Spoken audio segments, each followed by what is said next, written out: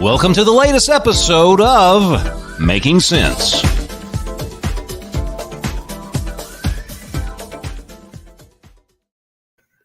Welcome back, everyone. I almost blew my eardrums out. Yeah, it was pretty loud. Holy schmoly. All right. So welcome back to Making Sense, the podcast. Now you're yelling. My name's Theresa. This is Erica. And it's Keiland. And welcome back to our show. I know I said that 3 times. But okay? You got a little ear trauma right now, so you don't know I what was to say. trying not to scream because I can feel my eardrum going. I was like, oh my God. Oh my gosh. That was funny.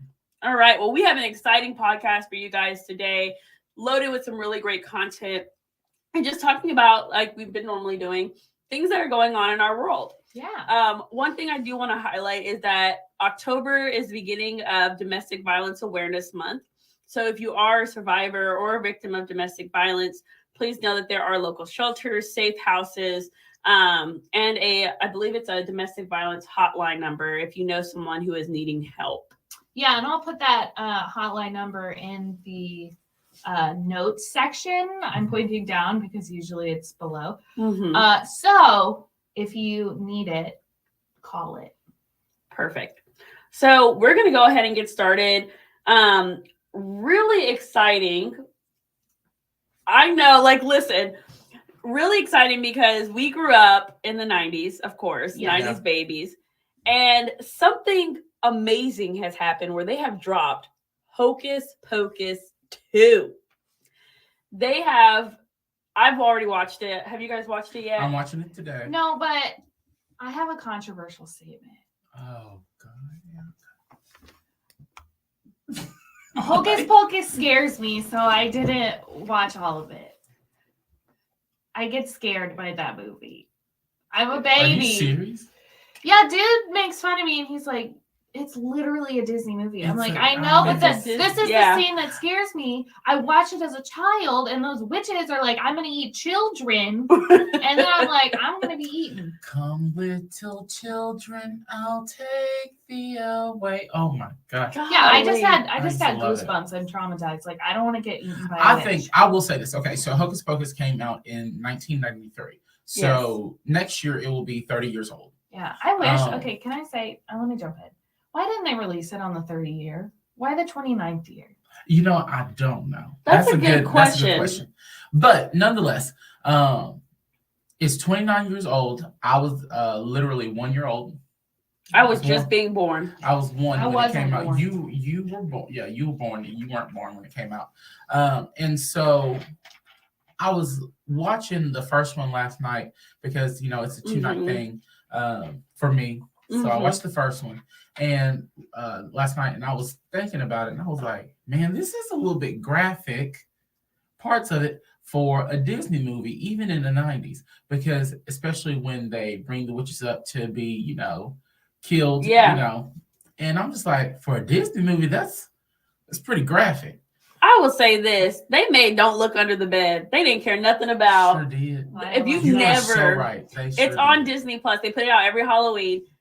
Watch Don't Look Under the Bed. I'm not going to tell you what it's about. I just want you to be surprised. One of the best Halloween Disney movies. If you want to be scared, I remember watching it. No. I remember watching it, and I was like, "Wait a minute, this is for children." Don't Look Under the Bed is definitely they classify it as a kids movie, but like you need to exercise extreme caution if you're gonna classify that as a kids movie. I'm not watching it. They was trying to scare kids back in the day. Literally, that's what it was. Because that was the bed was Eric. You wouldn't watch. Yeah, that was all before CGI. Even though it's a kids movie, it's still a kids movie.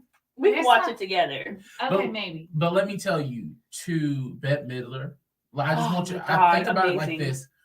For those of you who've watched it, Bette Midler was 76 In this movie? And Slade. Sarah Jessica Parker, 57. She's 19 years younger. Okay. 57. And then Kathy, I never know how to say it. Najami. I don't know how to pronounce it either, but 65. She was in my Greek wedding. Yes. My Big Fat and Wedding. Sister Act. And that's where I first knew her from. And she was 65. Yes. So all of them, 29 years later, like I was thinking, like, oh my God, Sarah Jessica Parker was 27 when the movie came out, and Bette Midler was 40. We don't math here. 40 something. I'm gonna just say this: Bette Midler will forever be a queen. All of them will be, but her like just vocal range, her career. You don't know Bette Midler? No, I know, but I want to look at her face. Her career, she has an album, like a live album from all the way back. I think it was the 1980s, like rock, Broadway, redhead, music, redhead. And I'm talking about a fiery redhead. Didn't care about what nobody was trying to say. Jennifer Lawrence talks about her in her memoir book, but just watch the movie. Like they did a great job, and go in there with an expectation for it not to be exactly like the original. I think that's where some people get messed up. But I'm a person who I don't like sequels, and I was like, I would watch this again. I think that they did such a great job. So many people, before you read it, you look at what other people have said, and so many people have already said like Hocus Pocus 2, like it's just as good as the first one. Yes. So that's what I'm excited to watch. I've seen some reviews that it was a flop. Again, I would say this: if you're going in there for it to be the same movie, about the same movie, or be the same, and people are looking for the same characters, they introduced new characters, a new storyline, and I think that they did a really great job tying it all together. And the acting wasn't weird. Like, you know how sometimes like the acting now is very much where you could tell people are acting. It wasn't like that. Do they bring in, are the only 3 originals the witches? Like the kid isn't there, the other kids that were in the first 30 years into the future. It's the witches. What about the cat? Is the cat there? You remember he died? The cat died? No, I didn't. No, I don't remember. I didn't make it through. Oh yeah. Binks. But they do have the boyfriend, the zombie boyfriend. Billy. Mm-hmm. They have Billy. But I don't want to get too much into it. But again, I think that they did a great job. And then like even some of the cast said why they couldn't be a part of it, like when they first were talking about it. So for example, the smaller little girl, she was just her schedule. She already had other commitments by the time that they were like, okay, we're gonna move this forward, because they were trying to see how they can incorporate the characters. But I think they did a good job of not having too many storylines, because you're trying to incorporate all these old characters. You want everybody. I just think that it was just a wonderful, solid movie and a great representation for Hocus Pocus fans. And our friend Keiland actually did a Hocus Pocus float for his school. I sure did. He actually bought a real cauldron and everything. And the book. I did the book. I did the Black Flame. I did the house. Y'all won? Yes, of course. We need you to send us pictures of that from last year, and we'll post them and show you, because Keiland was a true Hocus Pocus fan. Yes. I had that. I had to do a skit, and that was in the. I just get goosebumps. See, maybe I'll watch it. Like now that I'm an adult, and so the witches can't eat me because I'm not a child. I'll watch it. Like I think now that with some alcohol, I feel like you would be a witch. When you look at stuff like that, like knowing who they are, like Sarah Jessica Parker. If you've ever watched Sex and the City, I haven't. Okay, you should watch it. Wow. Y'all remember me? Y'all know how much Ty used to roast me for the amount of movies and shows I've not seen. Oh my God. I watched Disney Channel until I was like, but 15. Yeah, you can't watch a Disney movie. That was scary. I get scared so easily. No. That's okay. That's okay, Erica. So yeah, we are going along with the trend of spooky. Spooky boy. With the spook that's going on around, there is one thing that has captivated so many people, and it's to a point to where I'm like, Erica, I cannot watch this. And it is now the Netflix documentary Dahmer. Yes. I will be honest, I tried, like Keiland said. I tried. I got through the first episode, and I said, and some people are just like, it's not scary. It's just retelling. And it is a retelling. But I can't do it, because my thing is, even though it's a retelling, recanting of all the stuff that happened with his victims and stuff like that, like do some people not think about the victim's family still? That has been a loaded conversation. And then it's just like them reliving everything over again, and just like that. But like that was a second thought. I hate to say it like that, but that was a second thought, because when I was watching, I was like, oh no, I can't do this. And I got to the first episode and I said, no, this ain't for me. Yeah. I mean, there's a big controversy right now over it. You've seen TikToks, articles, and kind of how, like Keiland said, families of the victims have actually come out. And I think that there's been past, they're not documentaries, they're like docu-series, where they've had the serial killer and like they've gone through like the murders that have happened. But something was just different. Like, you are actually, the way that they did this, the way that they created this show, and even from the first episode, like, I feel suffocated when I'm watching it. And it's like that, and the director and the actor have talked about how they wanted people to see the reality of what these victims went through, but also to highlight how the community was affected. Yeah. And like he lived in an African-American community, a low poverty community, and how they kept calling and trying to get the police to come and address this, and how they never did because of his white male privilege, and because these victims were homeless. Some of them were living on the streets, and two, they were gay. They were part of the LGBTQ plus community. And so for me, that's why I watched the first episode, and then I just like, I can't support the show, even though I know what they're trying to do, for the same reasons that Keiland's saying. And for me, it's like, I'm not going to support any more series about serial killers and stuff, because having the families actually come out and and them talking about it and them saying like, this really affected me. And them saying like, now I get to watch, we don't really know what happened, but now it's getting played out on TV. And the way that he killed his victims was just horrendous. It's horrendous. Like, keeping them alive for days, sometimes I think weeks, you know what I'm saying? So yeah, it's interesting. Making good sense on Making Sense. Let's get back to making sense with Making Sense, if that makes any sense.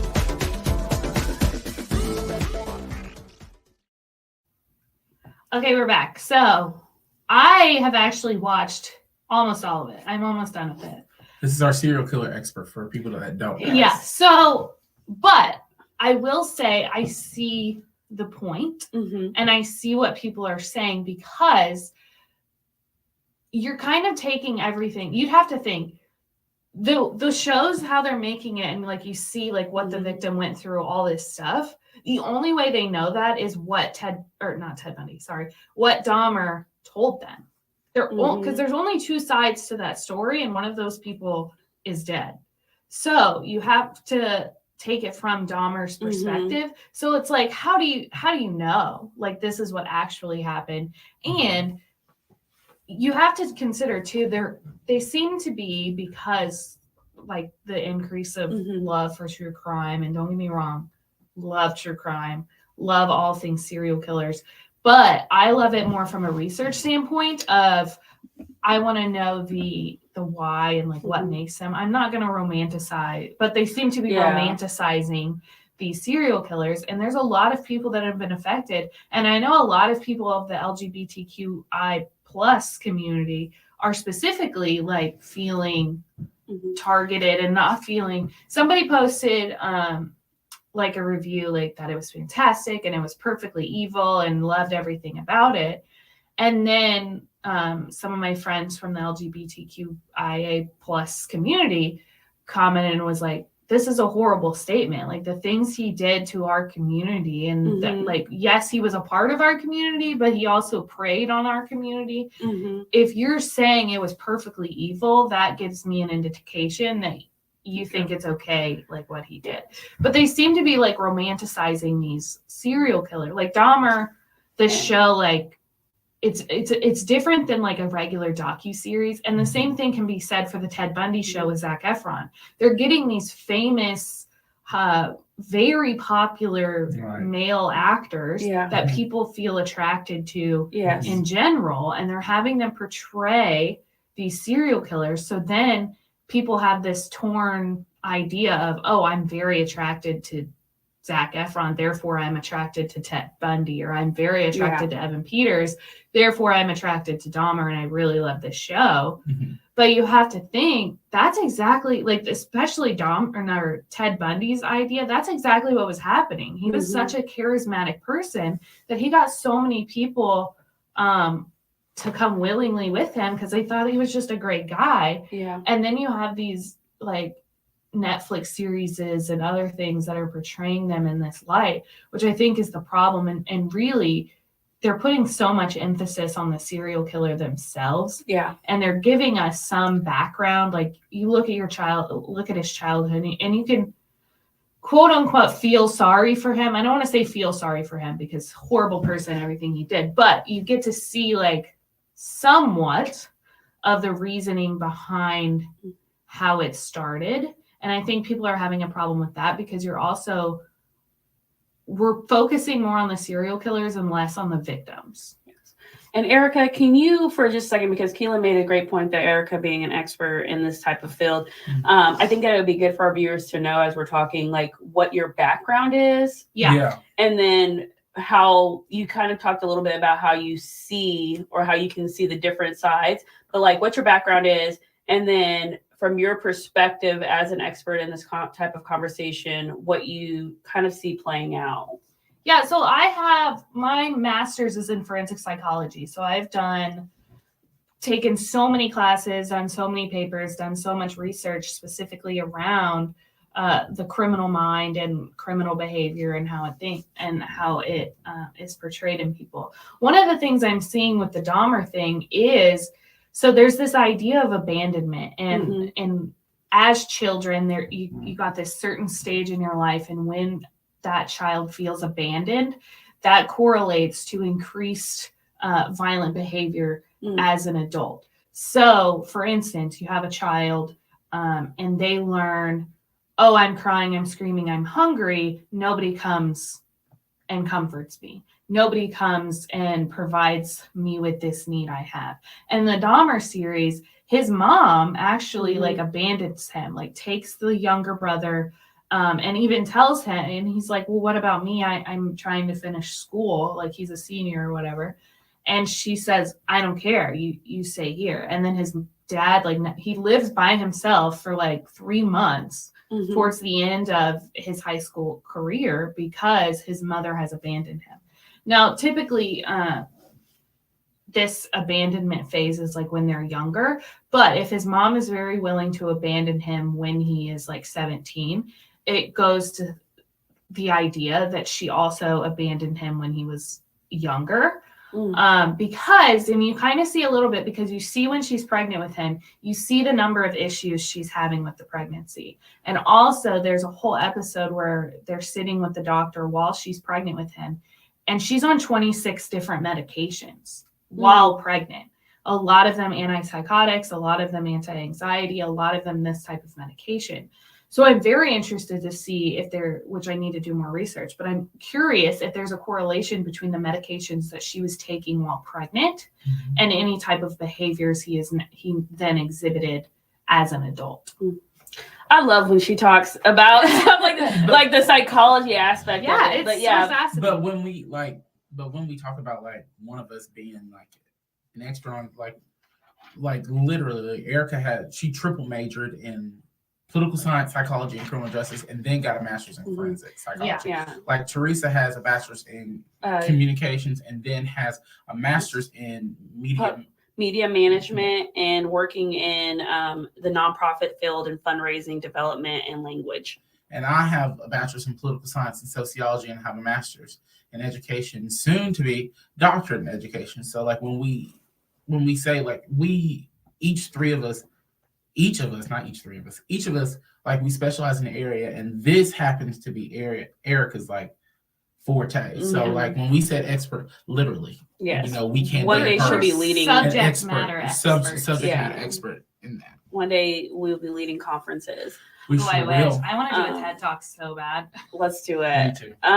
But yeah, so that's like, I kind of summing it up. I think that you could see it from Erica's perspective, just like kind of like going in and like, how did this happen? How did this become such a thing? And then from our perspective is like, how do we respect the family? Yeah. And one of them for me is I'm not watching it. I'm not going to give. And then two, I think that it hit on where you said that they said it was perfectly evil. The language that we're using, and some people are using, like I've seen TikToks where people are like, ooh, if Dahmer wanted to kill me, I would be, because he's that romanticizing of a person. But I don't think that this is what that show is trying to do. I think the show is trying to show the failures of our systems. Yes. And the failures of our communities when people of color, when low income, when poverty people are trying to speak out, and how our system can oftentimes fail those communities, because what he did not just impact one person, impacted an entire community of people, families, children's, and just the way that it really created a place where you did not feel safety in your own community. And I think that also, like, as people telling you about this, we should also caution you to like watch this at your own risk, if I were to say that, because, it's not like me and Theresa said, automatically said, we're not going to watch it. We went in, watched the first episode, and realized at that point, we don't want to continue with it. So like, if you're somebody who's curious about it, you don't know if you feel comfortable watching it, I would say, watch the first episode, get your opinion, see how you feel about that. And for some people, after the first one, you might, oh, this isn't too bad, but you might get to the second episode and be like, oh, okay, I need to stop this. So like, don't just go and say, I'm not gonna watch it because of this, that, and the other. Like anything, you should always like form your own opinion, and you can't form your own opinion until you've given it a chance, seen a portion of it, half an episode or something like that, then decided, okay, this isn't for me. Because you can't just go out and say, well, I'm not, you can't just protest based on the idea that, of what somebody else said without you having your own formed opinion about it. Right. Let me also say too, so one of the biggest things that you see is that the neighbor constantly calling the police, constantly checking in, constantly, the black girl? Yeah, Glenda Cleveland. Niecy Nash, that's who plays that character. Yeah, she's so good. But Glenda Cleveland, this is true. Like she's called the police so much. She checked in and she was brushed off every time. And then the police too, during this time, AIDS and was such a big thing. And like with them being gay men, at one point, the police like go up and they even say, well, I don't want to go in because I don't want to catch anything. And they are under the impression that just them walking into the house, they're going to get AIDS. But during the time period, or like see sodomy or something like that. Exactly. So they don't go in. They don't check that. Well, they go in, but they don't touch anything. They're there for like literally 3 seconds. And if they would have looked further, so many people that they say that if Glenda Cleveland and the officers would have done their job seriously, taken their jobs more seriously and done what they were supposed to, 5 victims would have been saved. And one of the things too is the officers then like they get another call and they make this joke about how they need to go take a shower. And the officers did get into trouble. Like the actual officers in like real life did get into trouble and were put on administrative leave. But that's still, I don't think that's enough. And you have to like think he was smart about it because like Theresa said, he's targeting communities that the police at the time did not care about. Exactly. So with that, we kind of mentioned that one of these communities was our LGBTQIA plus communities. Yes. And so with that, we'd like to transition into talking about something a little bit lighter. And that's Lil Nas X. Yes, we absolutely love Lil Nas X. He's real. So good. He's real, baby. He's the realest celebrity I think I've ever known. I mean, just like following him on Twitter, like seeing him post stuff, he's like doesn't care and he will stand up for himself and he's real. And that's what I love, which, if you notice, we went a little light and then heavy and then back to light because we gotta calm us down now. Yes. We gotta get a little laughter in here. Okay, so I was scrolling Twitter and I see this tweet and this news story and I see that Lil Nas X is trending. I'm like, oh, what did he do now? I can't wait to see. So he I love him. Was on stage performing, full on, doing his whole thing, dancing around. He stops the concert. And he goes backstage because this man's got to poop. He's like, I gotta go. And he talks from backstage on his mic and he says, I gotta use the bathroom. It's gonna be a couple minutes. Fair. Right. And so apparently, like, a lot of people were thinking this was a joke. This was like, oh, he's just messing with us, blah, blah, blah. But then he tweets later and he's like, no, this is serious. I was dropping demons back there. And I just think that is so, because, you know, and a lot of people too commented and was like, thank you so much for answering this, because I always had the thought of what if they have to go to the bathroom in the middle? What happens? Well, and I'm gonna go. Yeah, I feel like some people though, they will push through. They would just like, I'm not doing it. Absolutely but he listens to his body, and his body said, you gotta go, and he paused the concert and he went. Your colon health is important. Yes. You know. But I think like by him doing that, and I know it sounds strange, but like we've put celebrities on such a high pedestal that we don't think about them having to do have just basic natural human things. You know, even like pooping, like you don't think of your celebrity having to poop and stuff like that. Yeah. But like they do, like they're human and stuff like that. So I feel like he's brought a more humanistic approach to the idea of being a celebrity. Yeah. Like we think like they're robots, like they just go and they never have to poop and they don't eat and stuff like that. No, they doing exactly the same thing we do. They say I gotta go to the party. Yeah. I know. So yeah, I just want to commend him. He's one of my favorite artists. I love Lil Nas X. If you see this, just know that I would have gone poop too. Yeah. I would have been like, let's let the whole stand. Let's all take a bathroom break. Yeah. We'll come back. That little jingle was like, gotta go right now. Gotta go. That's exactly what I think about. Yes. I love him. Awesome. Well, okay. Thank you all so much for tuning into our podcast and our live YouTube for this week. And we just want to say thank you to everyone who has supported us. We've had a lot of family, friends, and community members who know us personally, who have watched, listened, and tuned into our podcast. So if you know anybody who you think would want to be a subscriber or would like to even to like come on and talk about things that they're interested in. We talk a lot, but we would love to know if there's people who thought that there's a great conversation that would be wonderful for this podcast. So definitely reach out to us, subscribe on all of our platforms, and Theresa, Erica, and Keiland are out. Bye, guys. Bye, y'all.